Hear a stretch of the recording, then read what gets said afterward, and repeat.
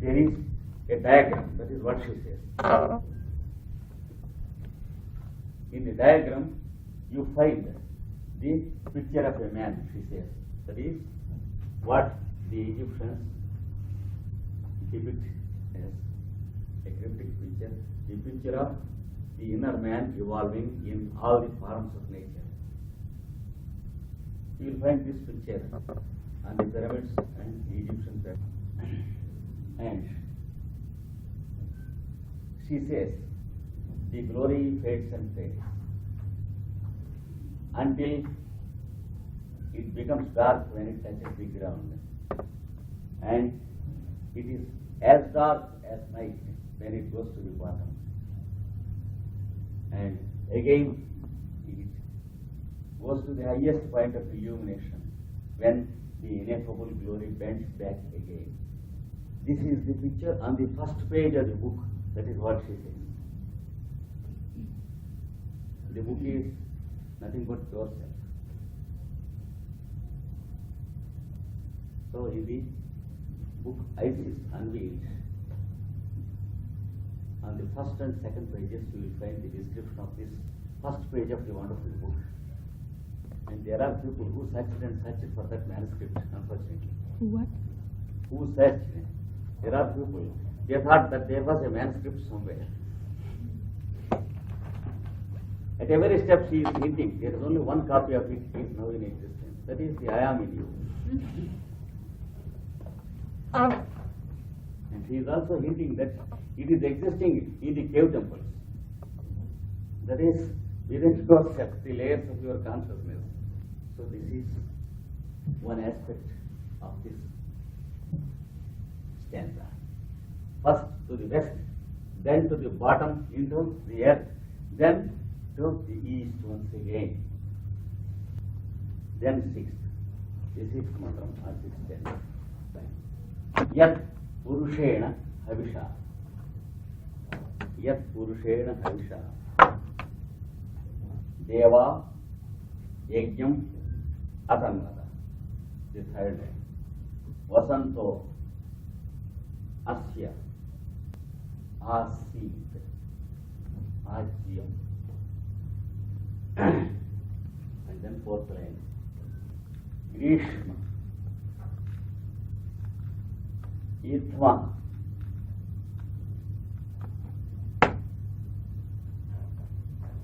Sharat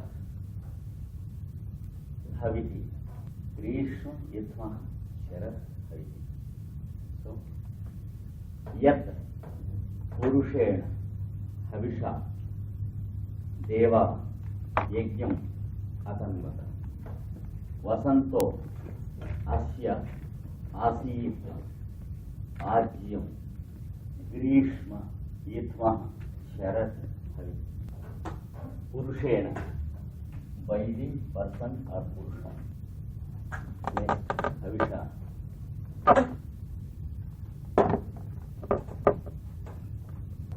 Holocaust, that is burnt offering, offering in fire. By the offering in fire. That is, if you make some fire and offer something, some food in it, it is called fire offering, which you find also in the Old Testament. See, fire is made and then a lamb is offered. In the Old Testament, a lamb is offered. Then what happens? God asks the father to offer his son. You know the story. Then what happens? The father offers his son. And before just the moment he wanted to cut his son, then the voice is heard. Lay not your hand upon thy son, my boy. That means the moment you wanted to give it away, you have given it. That is what I want from you, not the physical cutting. That is what God wants from us. He never wants anything to eat from us, but He wants us to know that anything that is ours, including our body, mind, etc., does not belong to us, but it belongs to Him and His existence. You see, so He says, it is not the lamb or the hen or the egg or the omelette I want from you, but it is your spirit of offering, which is the all offering. When there is the spirit of offering in its true sense, you have offered everything to me. That is what He wants. See, so it is, the fire offering is a symbol of all offering.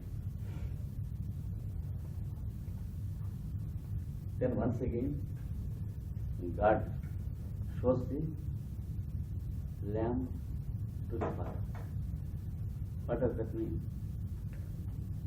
Take the cycle of the year as a symbol of the lamb you offer. You see? Because He wants to initiate the higher secrets of the cycles of years to man. That's why God has shown the head of ram as the beginning of the year. You will find this story in every scripture in the Bible. The year begins with a symbol of the head of the ram. So then, when the father wanted to offer his own son, he stops and then shows once again the ram and says, "This is my offering."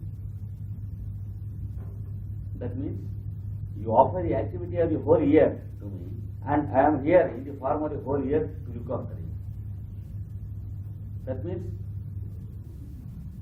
realize my presence as the presence of the year and its splendors around yourself and me. This story, we find it in the Old Testament.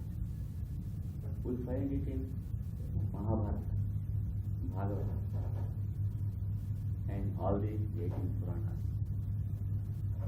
In the Vedic texts, you find the story of the ram everywhere, because it is the story of the universal symbol. Here, Havish means the fire offering. So, since by the Purusha, the fire offering is here, if you divide, it becomes Deva. That means the Devas, plural, Yajnam. The word is a wonderful word. It means 2 or 3 things at the same time, which we have to note down. The word yajna means offering, plan. That means the spirit of offering and the cutoff of our ownership from anything when you offer, and a scientific process of offering.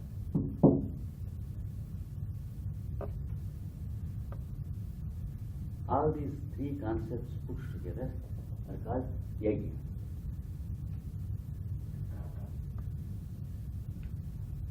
Yajnam. Atanvata means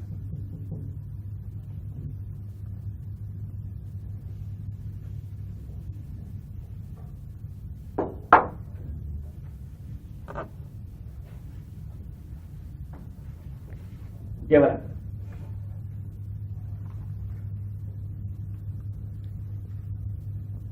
Can you repeat the 3 meanings of offering, sacrifice, and plan? Plan. Offering is your spirit of offering. sacrifice is disowning, including yourself. Otherwise, you can't call it sacrifice. If I say, I sacrifice my wristwatch for the sake of a poor man in India, that is something nonsense. It is only a giving and not sacrifice. It is charity and not sacrifice. Charity is different from sacrifice. You know, this is the correspondence between the Tibetan master and one of his disciples, Jwalpur.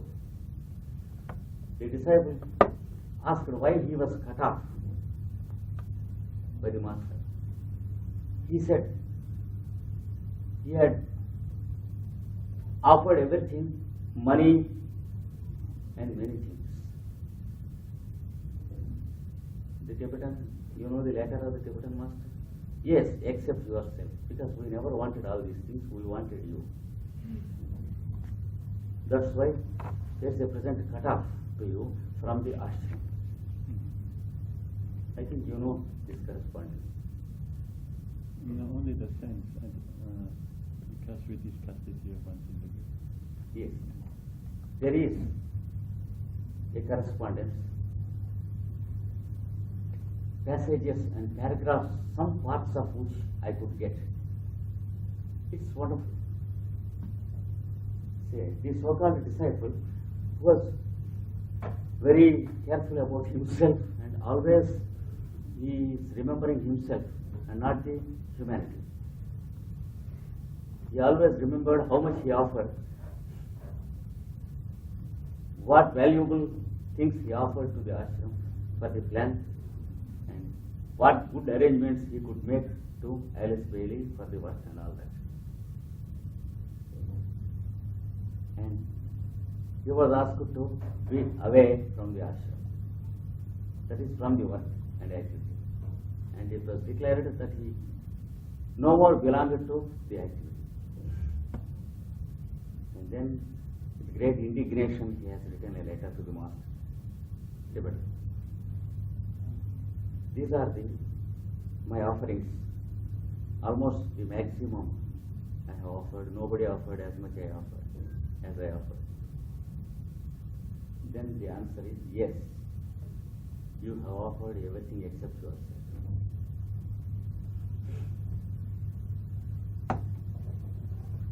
Because he never expected all these things from me.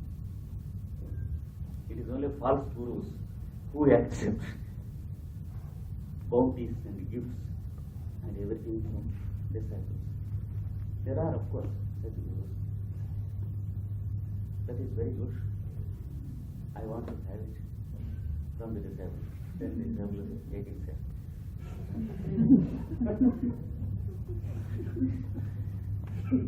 There are such gurus who favor disciples like this. But the true guru is the one who never expects from any one of his disciples anything. Because the one who expects something from others is less than the other fellow. How can he be a guru? Then he is in a position to be helped by someone.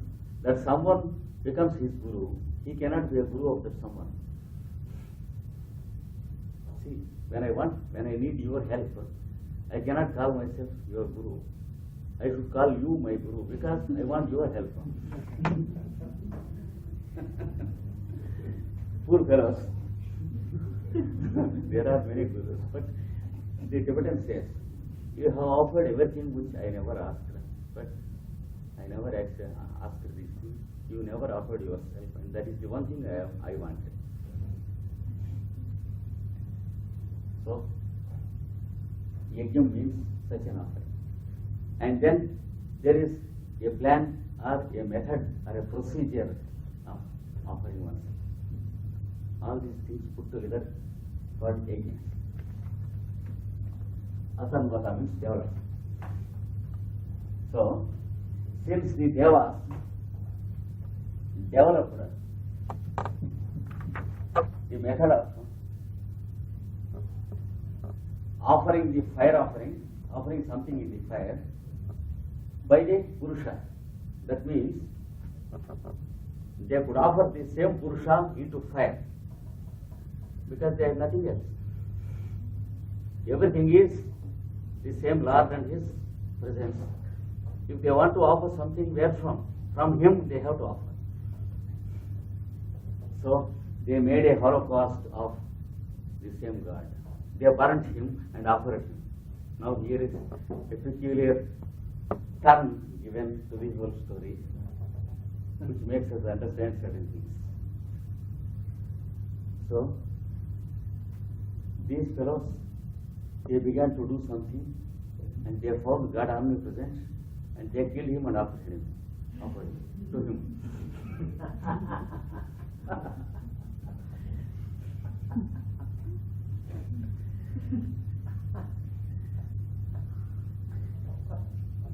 When I come to Geneva, when I am living as your guest, I want to conduct some ritual where I have to offer some water to you. Where from I shall get? I should ask you first the water and then have it in my tumbler and then begin the ritual and I offer it to you. Because I am only a guest, I can't have my own house and my own water from my well here. In the same way, the water from my own well does not belong to me, because the water belongs to nature. If I want to offer water to God, I have to take the water of nature which belongs to God and offer to Him. So these fellows, Devas, they didn't keep quiet. They wanted to offer something to Him. They killed Him, burned Him, and offered Him. See how foolish the fellows are. There is a profound significance, of course, which we will understand. And then we see what they have done further.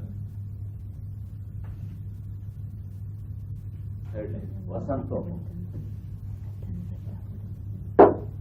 When you split up, it becomes Vasanta. Vasanta means the spring season. The season which we call the spring.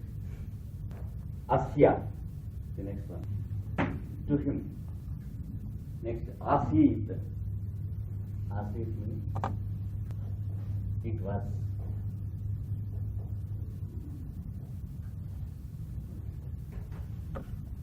Ajyam. Ajyam means what we call in India ghee or clarified butter.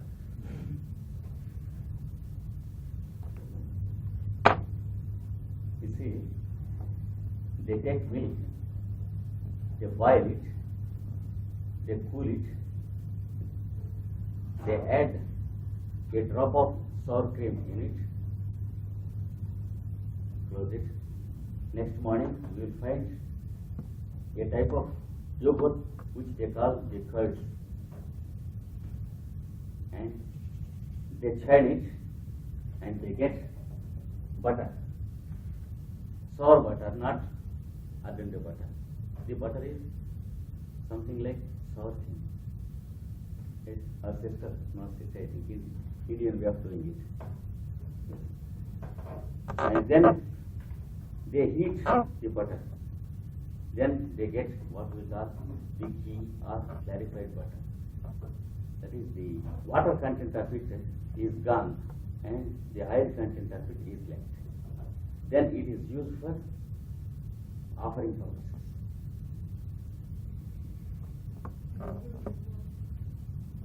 Pardon?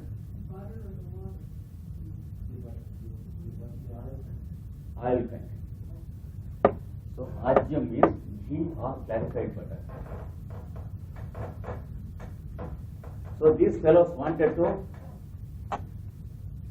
offer the material to burn. There must be oil. So they wanted to burn the original Purusha, the person. because they wanted to offer him into fire. But there must be something to bring the flame and make it burn properly. There should be oil. So they used the clarified butter. They put him in the clarified butter, put him in fire. And he was burning wonderfully. What is the clarified butter? It is what we call the spring season.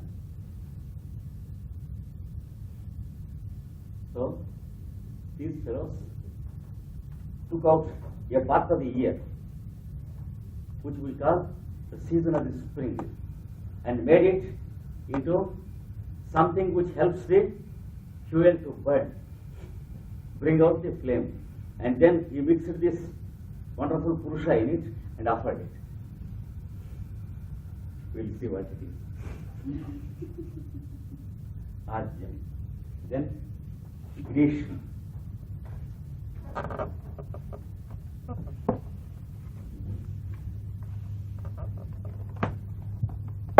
Grishma means summer.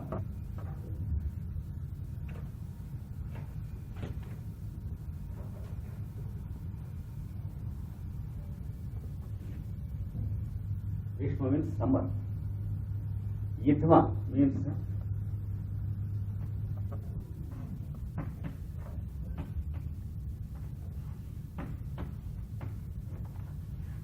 stick of fuel, wood for fuel.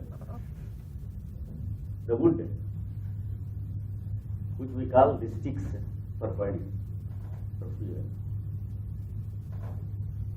So they brought some wood to burn. What is that wood? It is what we call summer. So from the same person, in the form of year, they took another part of him which we call summer and used it as the wood for fuel.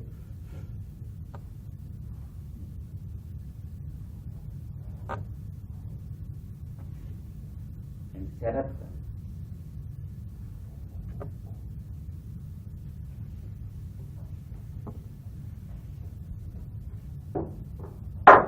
Sharat means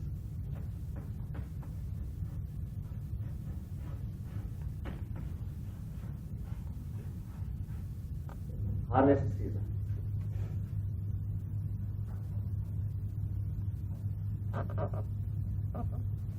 Which will be in the tropical countries between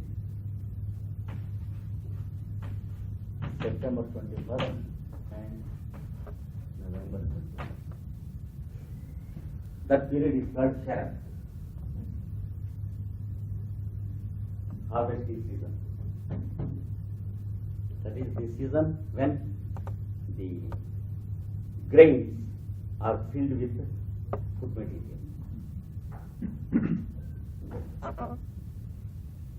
And they have taken these fellows, devas, and used it for havili. Havili means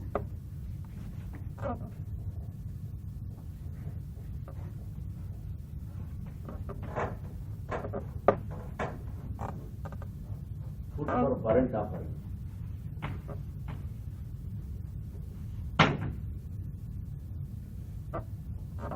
Food for burnt offering.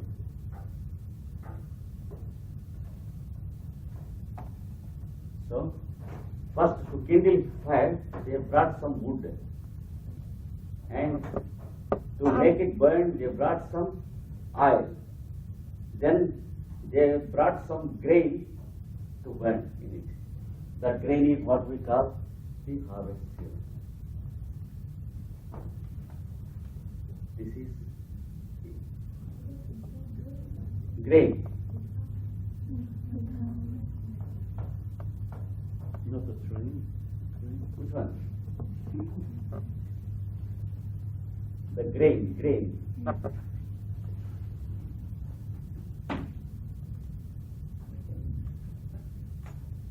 It is the pronunciation difficulty between country and country. People of two nations will have always some communication difficulties.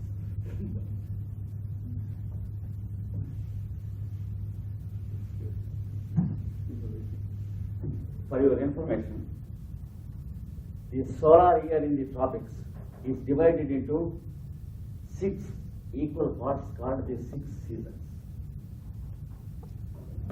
Unless we just know it, we can't get much of it. The first season is called the spring, between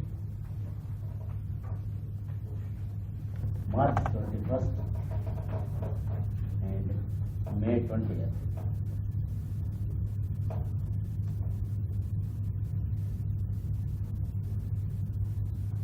Then May 21st to July 20th.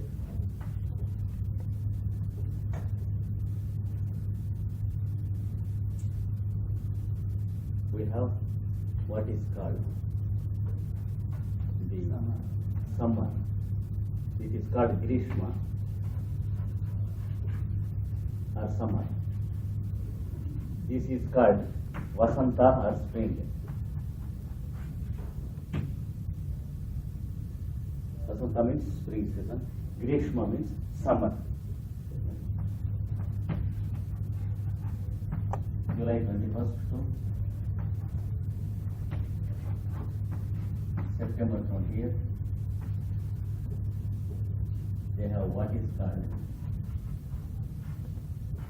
Varsha or rain.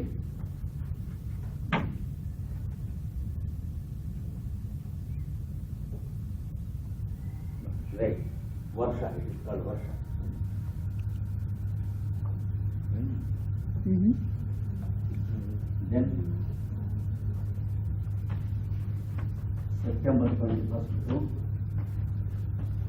November 20th is what we call here Shara, or the harvest season, which we saw. Shara. It is mainly called in India the moon season. It's called the moon season in India because we find the clearest and the most delightful moon during that part of the year in India. Because the clouds are gone, the rainy season, the winter is not yet on, so we have the most enjoyable phase of the moon during those 2 months. Therefore, we call it the moon season. And poets, since ancient days, Valmiki, Vyasa, and Kalidasa in Ramayana, Bhagavata, Bharata, etc., they much spring and sing in glory of the moonshine during those 2 months. It is very famous. And it is also described as the season for decantation of, or the yogic season in the year.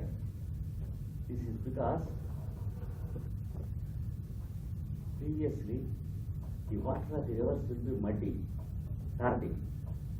Suddenly, during 48 hours after the advent of this season, you will find all the mud going down and the water decanted, and you will find beautiful blue water in the crystal water in the rivers. So it is called the decantation season or the yoga practicing season of the year god. That is, he filters the higher principles in himself from the baser principles. That is a poetic expression about this season. And then you have the next season.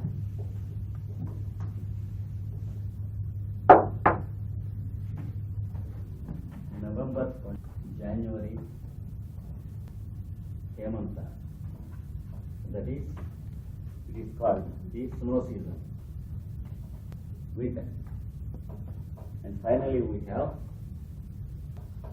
January 20th to March 20th. It is called Shishira, or the season of the leaf fall, which may be somewhat equivalent to the autumn of the Western countries. You have autumn, is it? There we have an equivalent of autumn during 12 months. After the snow? Pardon? After the snow? Yes, exactly. Because it is between the tropics, tropical range. After the snow, during these months you will find the trees quite naked, like yogis. No leaf. And suddenly you will have the spring where the new leaf comes. And the cuckoo sings, etc. The next season. And the young couples will go into the gardens and wander next season. So we have seasons of 60 days each. So according to that, here Sharat, the moon season, is brought by these fellows devas as a handful of grains to be mixed with the ghee and offered in fire along with the physical matter of the Purusha. That means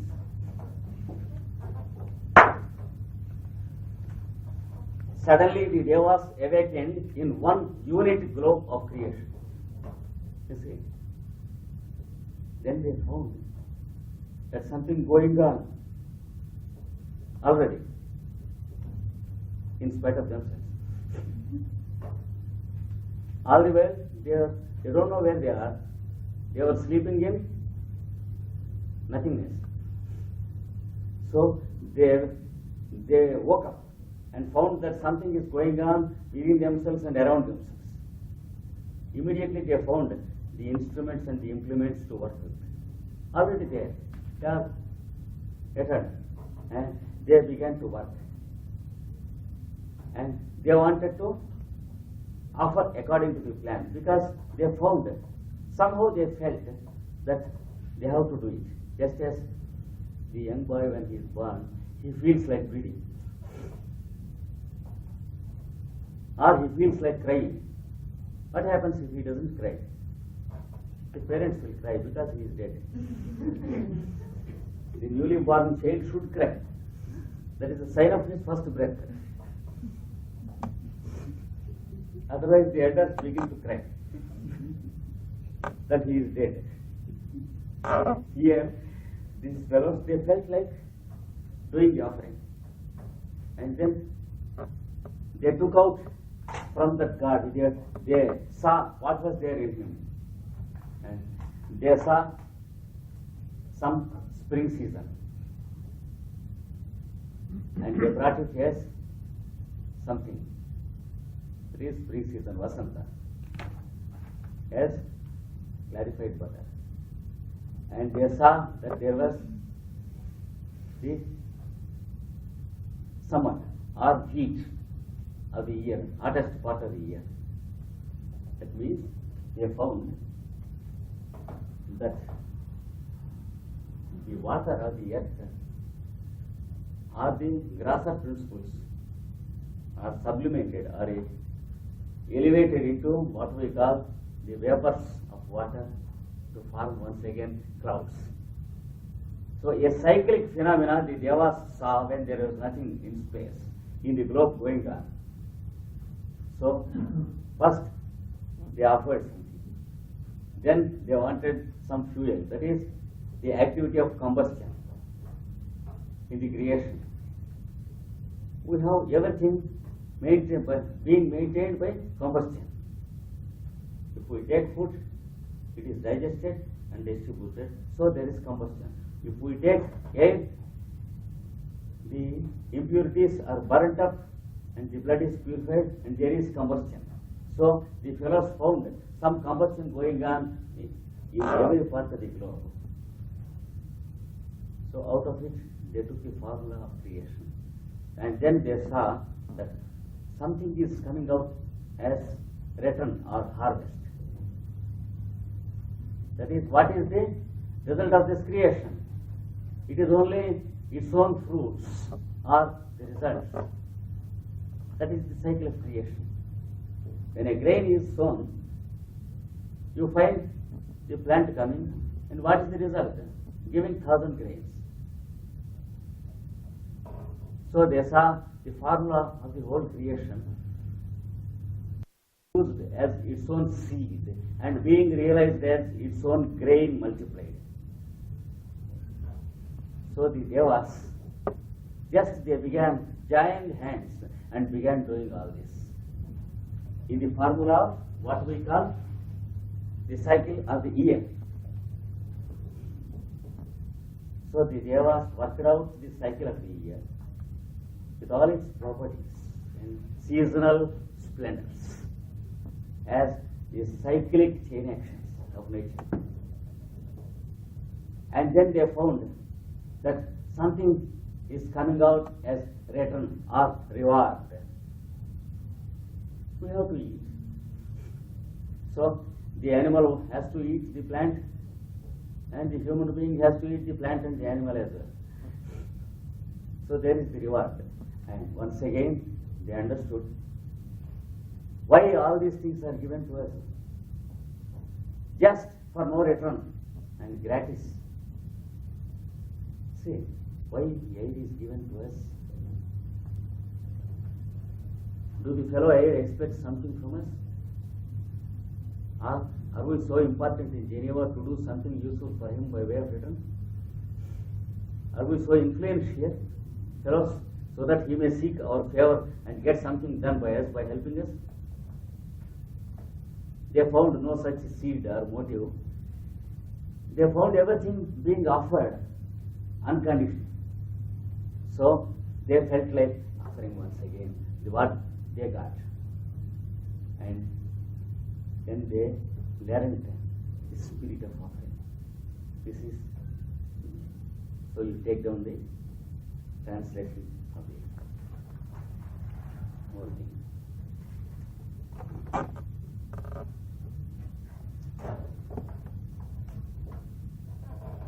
Then the devas made the fire offering of the same Purusha. They have developed the formula of yajna. You maintain the same term because it is a technical term. Developed the formula of yajna. Full stop. Next sentence. For him and for them, the spring season